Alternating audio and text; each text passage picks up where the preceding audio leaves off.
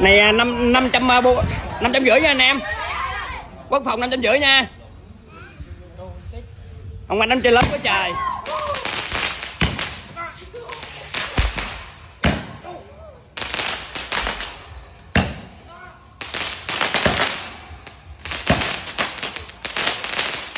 Đẹp đẹp quá trời đúng không anh em? 550 đó nha. Này là 550.000 nha.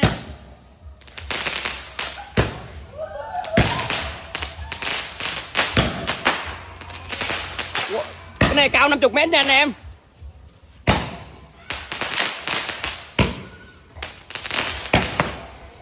Này cao lắm nha. Đủ cái lộn.